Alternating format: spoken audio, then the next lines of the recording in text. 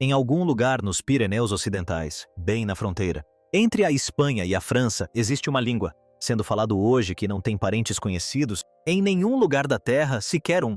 Todas as outras línguas da Europa pertencem a uma família.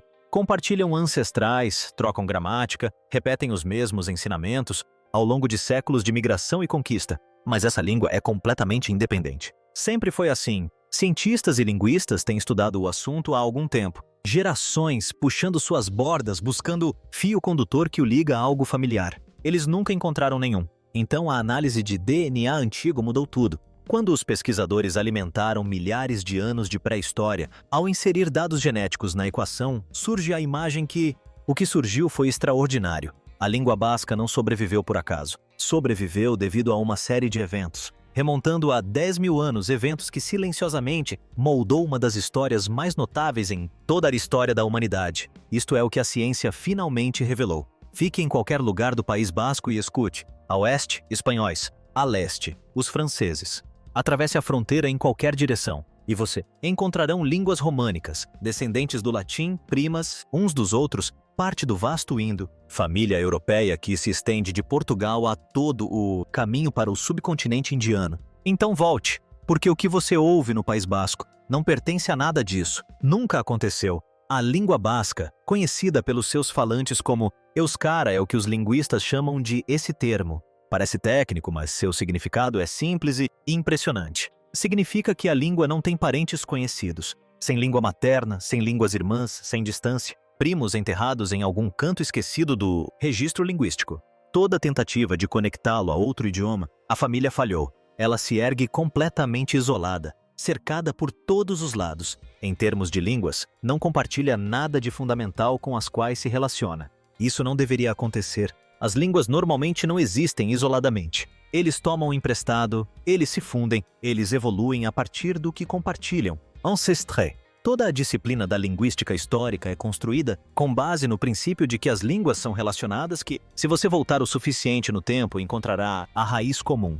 Com o basco, você remonta a tempos tão antigos quanto as evidências permitem, e a raiz simplesmente desaparece. Para a escuridão pré-histórica. Geograficamente, o País Basco situa-se no extremo oeste, trecho dos Pirineus, uma região compacta de montanhas florestadas e litoral atlântico que se estende por fronteira entre o norte da Espanha e o sudoeste da França. Não é um território extenso, mas a língua falada lá é diferente de qualquer outra em Europa. Cerca de 714 mil pessoas falam essa língua. Língua nativa hoje, há aproximadamente 663 mil no lado espanhol e pouco mais de 51 mil o lado francês. Isso representa aproximadamente 27% do total. População basca, uma minoria dentro de uma minoria. Politicamente, o idioma possui status oficial na Espanha, comunidade autônoma basca e em partes de Navarra. Na França, não possui reconhecimento oficial. Todos.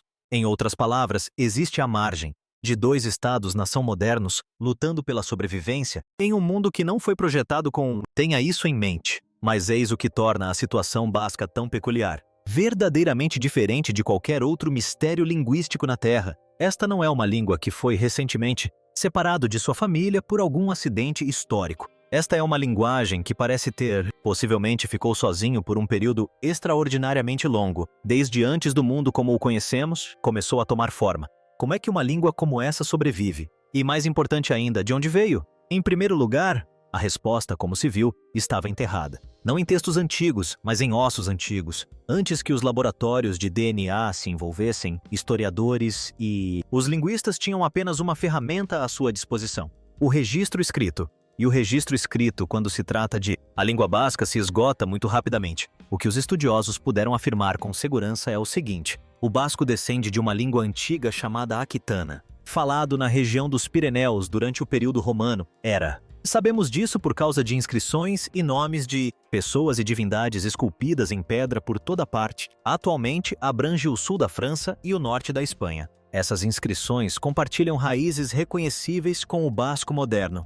Palavras. A conexão é sólida. Aquitaniano é o ancestral. Isso é indiscutível. Mas o próprio termo aquitaniano é um beco sem saída. Siga-o na direção oposta e o rastro se perde. De onde veio o termo aquitaniano? A que família pertencia antes de Roman? A expansão começou a absorver tudo ao seu redor? Ninguém sabe. As inscrições em pedra terminam e, além delas, só existe o silêncio. Nesse silêncio, as teorias surgiram em profusão. Uma das mais persistentes é a vascônica, hipótese que propõe que o aquitaniano não era um único sobrevivente, mas remanescente de uma vasta família pré-indo-europeia que outrora abrangia a maior parte da Europa Ocidental. De acordo com essa teoria, antes dos indo-europeus, línguas se espalharam pelo continente, algo chamado vascônico. Foi proferido da costa atlântica até o interior, Europa Central. Nessa perspectiva, o basco não é uma anomalia. É o último fragmento vivo de um mundo que foi quase completamente apagado. É uma teoria convincente. Isso também não foi comprovado. Outros apontaram semelhanças entre o basco e a antiga língua ibérica falada ao longo do Mediterrâneo, costa da Espanha. As semelhanças são reais, mas os linguistas são cautelosos. As semelhanças entre línguas vizinhas podem resultar de séculos de história, de contato e empréstimo, em vez de um verdadeiro bem comum, ascendência. O debate nunca foi resolvido. Alguns pesquisadores foram além, estabelecendo conexões especulativas entre o basco e as línguas caucasianas da Geórgia, e armênio, línguas não indo-europeias do outro lado da Europa. As semelhanças estruturais são intrigantes, mas intrigante não é o mesmo que comprovado, e essa conexão permanece firmemente na categoria de teoria.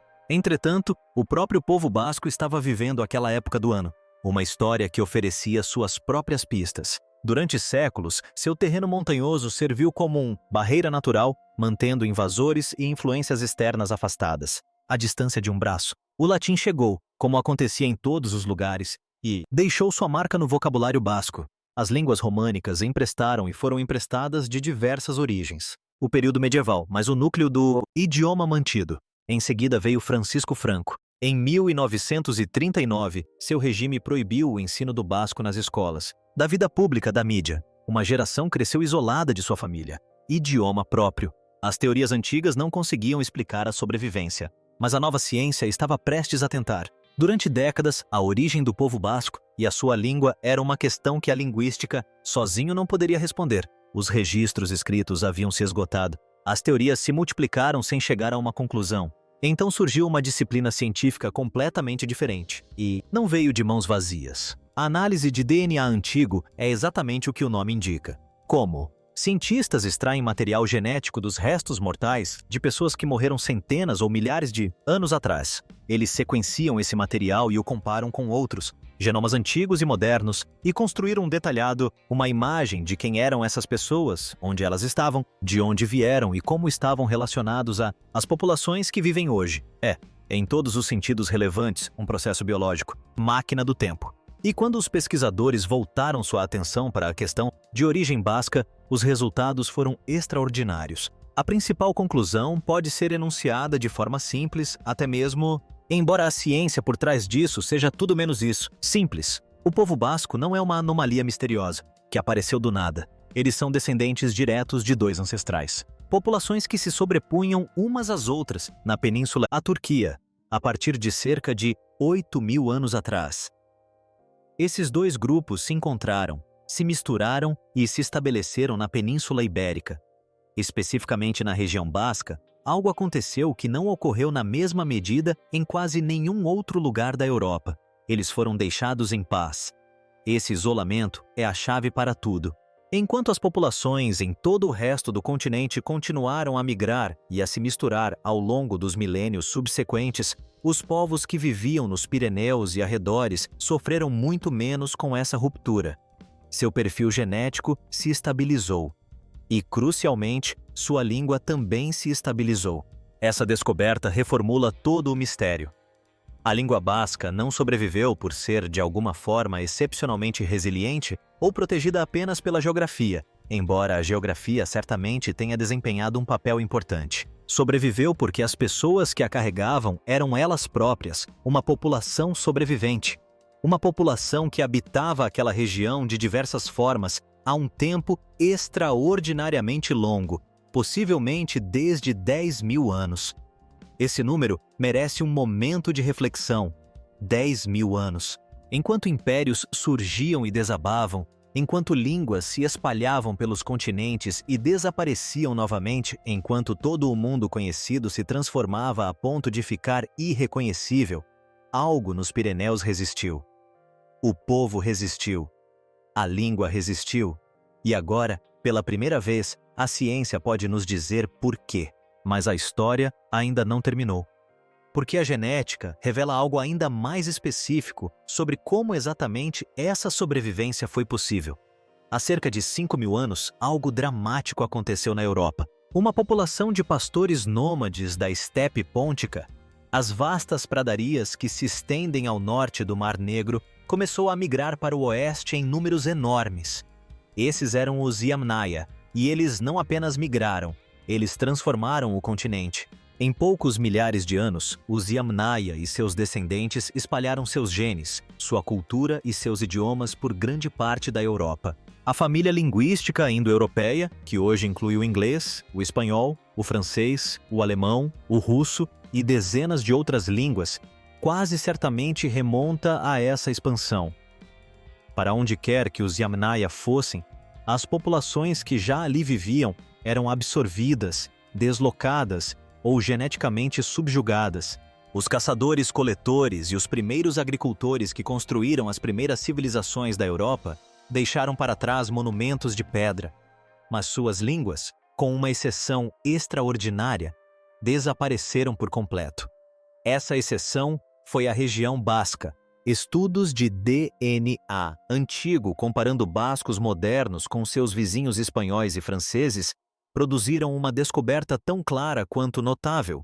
Os bascos modernos apresentam níveis significativamente mais baixos de ancestralidade da estepe Yamnaya do que praticamente qualquer outra população da Europa Ocidental. O sinal genético dessa migração da Idade do Bronze, que remodelou o DNA de quase todos os outros habitantes do continente, está presente no genoma basco, mas está atenuado, reduzido, como se a onda tivesse quebrado contra os Pirineus e perdido grande parte da sua força antes de conseguir penetrar completamente.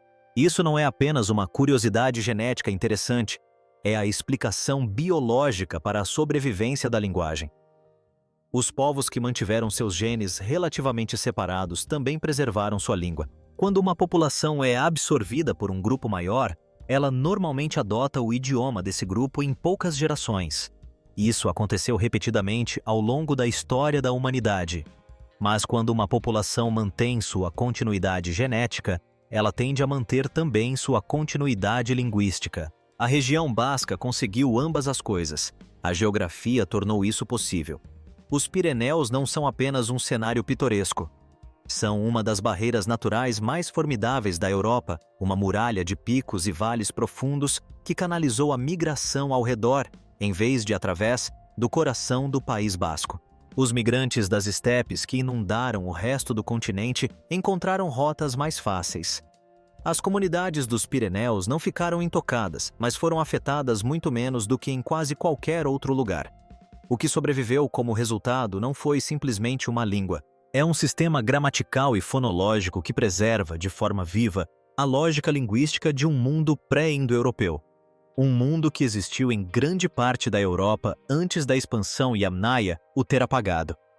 A língua basca não é uma relíquia, é uma janela para o passado. E o que isso nos mostra, quando sabemos como observar, é extraordinário. As evidências genéticas nos dizem quem são os bascos e de onde vieram, mas a própria língua vem silenciosamente transmitindo a mesma mensagem há 10.000 anos. Basta saber como interpretá-la. Comece pela estrutura. O basco é o que os linguistas chamam de língua ergativa absolutiva.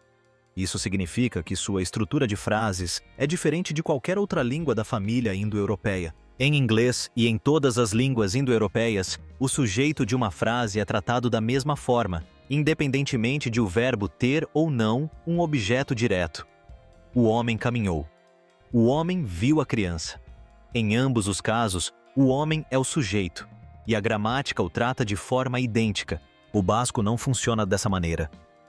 Em basco, o substantivo muda de forma dependendo se a ação que realiza afeta algo mais. O homem que vê a criança recebe um marcador gramatical diferente do homem que simplesmente cai. Esse marcador, um som de caso rígido anexado ao final do substantivo, é chamado de caso ergativo. Não tem equivalente em nenhuma língua vizinha. Pertence a um universo gramatical completamente diferente. Isso não é um quark. É um fóssil estrutural. Línguas ergativas existem em outras partes do mundo, no Cáucaso, em partes do sul da Ásia, em certas línguas indígenas das Américas. Mas na Europa Ocidental, o basco é o único exemplo. Sua gramática é a gramática de um mundo que precedeu a expansão indo-europeia, um mundo cujas outras línguas foram absorvidas tão completamente que nem mesmo suas estruturas sobreviveram, exceto aqui. Investigando mais a fundo, as evidências se aprofundam. O basco é uma língua aglutinante, o que significa que constrói significado adicionando sufixos a uma raiz, em vez de usar palavras separadas ou alterar a própria raiz. O artigo definido não é uma palavra separada colocada antes de um substantivo, como em inglês ou francês. É um sufixo que se acrescenta ao final. Toda a arquitetura da língua, a maneira como ela constrói significados, como estabelece relações entre as palavras, opera segundo uma lógica que não tem equivalente indo-europeu. No entanto, o vocabulário conta uma história diferente. O basco está repleto de empréstimos do latim, palavras românicas absorvidas ao longo de séculos de contato com o mundo circundante. A palavra para livro, liburu, é reconhecidamente latina. Dezenas de palavras do dia a dia carregam as marcas de línguas que chegaram muito depois de o basco já ser antigo. O vocabulário se adaptou. A estrutura, jamais. Essa estrutura agora está preservada em uma forma padronizada chamada Euskara Batua, desenvolvida na década de 1960 para integrar os 5 principais dialetos e dar à língua uma forma escrita unificada. Foi um ato de resgate deliberado, porque o que está preservado nessa gramática não é apenas uma curiosidade linguística, é o último registro vivo de como a Europa pensava em seu tempo. A ciência está consolidada, o mistério foi resolvido. E, no entanto, a língua que desvendou 10.000 anos de história humana ainda luta por sua sobrevivência. Hoje, apenas cerca de 27% da população do País Basco fala euskera. Numa região com quase 3 milhões de habitantes, isso significa que aproximadamente 2 milhões cresceram sem acesso àquilo que torna a sua cultura insubstituível. Isso não é um acidente histórico, é a consequência direta de uma campanha deliberada para destruí-la.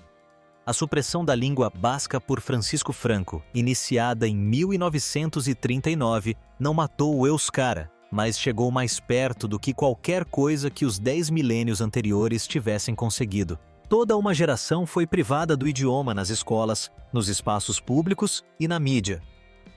O silêncio que se seguiu não foi natural, foi orquestrado.